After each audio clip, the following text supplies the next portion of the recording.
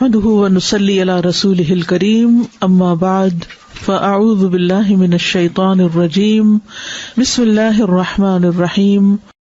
یا ایھا المزمل، اے کپڑے میں لپٹنے والے، قم اللیل، رات کو قیام کرو، الا قلیلا، مگر کم، تھوڑا، نصفہ،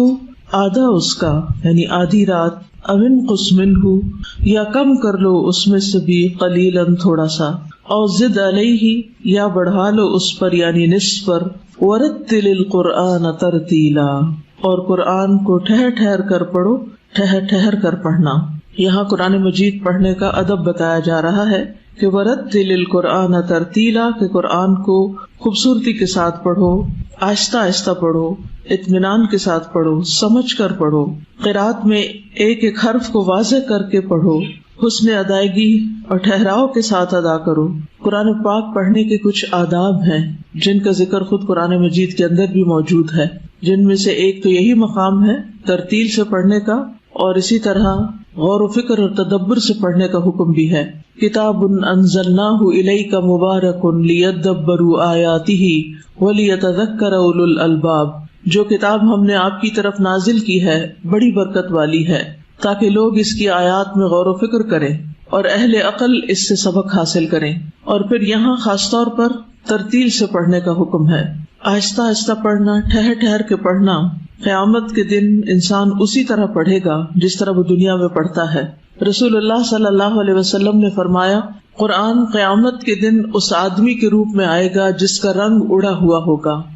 اور اپنے ساتھی سے پوچھے گا، کیا تو مجھے پہچانتا ہے؟ پھر قرآن کہے گا، میں وہی ہوں جو تجھے راتوں کو بیدار اور دوپہروں کو پیاسا رکھتا تھا۔ اور یقیناً ہر تاجر اپنی تجارت کے پیچھے ہوتا، یعنی لوگ اپنی دنیا کے پیچھے بھاگ رہے ہوتے تھے، اور میں آج ہر تاجر کو چھوڑ کر تیرے لیے ہوں، یعنی تو نے دنیا میں مجھے وقت دیا تو آج میں تیرے لیے ہوں۔ پھر اسے دائیں ہاتھ میں بادشاہت اور بائیں ہاتھ میں ہمیشگی دی جائے گی، اس کے سر پر وقار کا تاج رکھا جائے گا، اور اس کے والدین کو 2 عمدہ پوشاکیں پہنائی جائیں گی۔ وہ اتنی قیمتی ہوں گی کہ دنیا و ما فیہا کی کوئی چیز ان کا مقابلہ نہیں کر سکتی۔ اس پر وہ دونوں کہیں گے، اے رب، یہ پوشاکیں ہمارے لیے کہاں سے ہیں؟ یعنی والدین کہیں گے کہ یہ ہمیں کیوں پہنائی جا رہی ہیں؟ تو کہا جائے گا، اپنے بیٹے کو قرآن سکھانے کی وجہ سے۔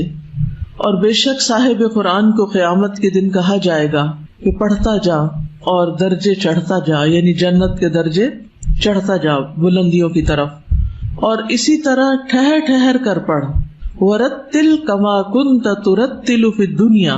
جس طرح تو دنیا میں ٹھہر ٹھہر کر پڑھتا تھا، بس تیرا مقام وہ ہوگا جہاں تیری آخری آیت ہوگی۔ تو اس سے پتہ چلتا ہے کہ قرآن کو خوش الحانی کے ساتھ اور اچھی ادائیگی کے ساتھ اور ٹھہر ٹھہر کر پڑھنے سے انسان کے درجے زیادہ بلند ہوتے ہیں۔ اور اس کا یہ معنی بھی کیا گیا ہے کہ ایک ایک آیت کو وقف کر کے پڑھا جائے۔ آپ صلی اللہ علیہ وسلم ایک ایک آیت کو وقف کر کے پڑھتے تھے، جیسے الحمدللہ رب العالمین، پھر وقف کرتے، پھر الرحمن الرحیم پڑھتے، پھر وقف کرتے۔ آیات پر رک کر ان کے مطابق اللہ تعالیٰ سے سوال بھی کرنا چاہیے۔ اگر غور و فکر کی آیت ہو تو انسان کہے، ربنا ما خلقت ھذا باطلا سبحانک فقنا عذاب النار۔ نبی صلی اللہ علیہ وسلم جب تسبیح والی کسی آیت سے گزرتے تو آپ سبحان اللہ کہتے، جب سوال کرنے والی کسی آیت سے گزرتے تو سوال کرتے، جب تعوذ والی آیت سے گزرتے تو اللہ سے پناہ طلب کرتے۔ لیکن یاد رکھیے کہ قرآن کو ایسے تیز تیز نہیں پڑھنا چاہیے جیسے ہم تیز تیز باتیں کرتے ہیں یا تیز تیز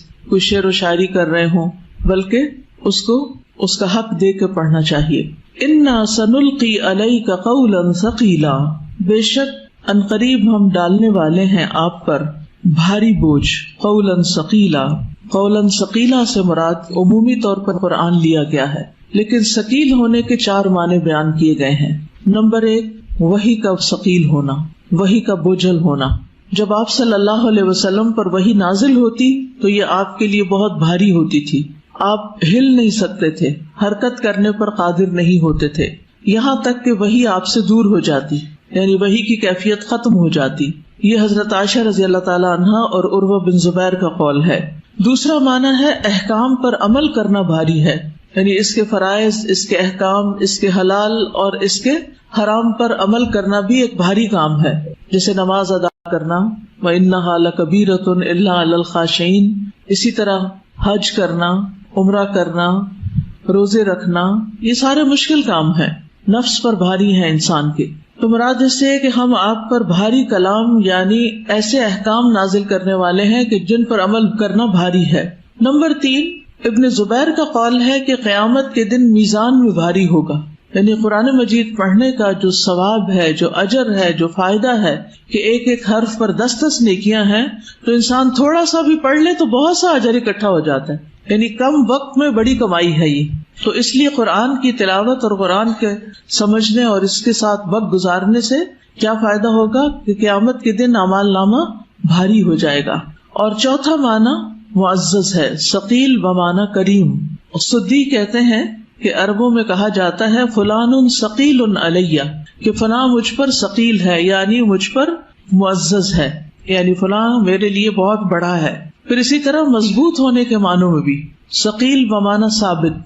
کیونکہ بھاری چیز جو ہوتی ہے وہ اپنی جگہ پر مضبوطی سے جمی ہوئی ہوتی ہے۔ تو قرآن مجید بھی ایک مضبوط کلام ہے، مضبوط جمع ہوا معجز کلام ہے، جس کا معجز ہونا، عاجز کرنے والا ہونا کبھی بھی ختم نہیں ہوگا، یعنی قرآن کسی سے مغلوب ہونے والا نہیں، سب پر غالب ہونے والا ہے، مضبوط کلام ہے۔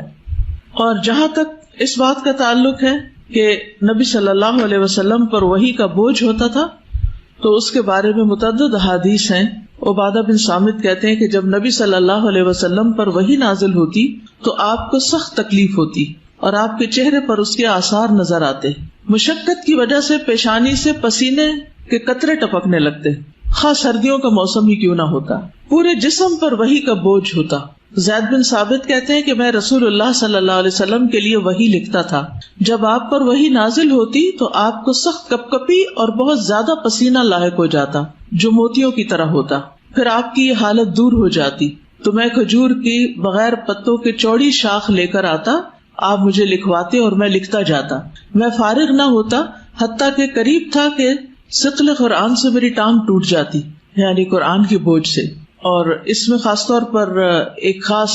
موقع پر نبی صلی اللہ علیہ وسلم نے زید بن ثابت کو ایک آیت لکھوائی، لا يستوی القاعدون من المؤمنین والمجاہدون فی سبیل اللہ، کہ مومنوں میں سے بیٹھنے والے اور جہاد کرنے والے برابر نہیں ہوتے۔ کہتے ہیں کہ آپ مجھے یہ لکھوا رہے تھے کہ اتنے میں ابن ام مکتوم داخل ہوئے، انہوں نے عرض کیا، اے اللہ کے رسول صلی اللہ علیہ وسلم، اگر مجھے جہاد کی طاقت ہوتی تو میں ضرور جہاد کرتا، اور وہ نابینا تھے۔ وہ کہتے ہیں کہ جب آپ لکھوا رہے تھے تو آپ کی یہ ٹانگ جو تھی میری ران کے اوپر تھی، کہ اسی حالت میں اللہ تعالیٰ نے اپنے رسول پر وحی نازل فرمائی اور میری ران پہ اتنا بوجھ اور وزن پڑا کہ مجھے ڈر محسوس ہوا کہ کہیں وہ ٹوٹ نہ جائے۔ یہ وزن آپ سے کم ہوا تو اللہ تعالیٰ نے صرف یہ الفاظ نازل کیے، غیر اولی الضرر۔ سوچئے، غیر اولی الضرر کا جو اضافہ کیا گیا اس میں، اس کی وجہ سے اتنا بوجھ آپ پر پڑا۔ آپ میں سے کبھی کسی کو سردی لگ کے بخار چڑھا؟ کس کو؟ سبھی کو ایکسپیرینس ہے۔ آپ نے دیکھا ہوگا کہ اس وقت کپ کپی جب طاری ہوتی ہے،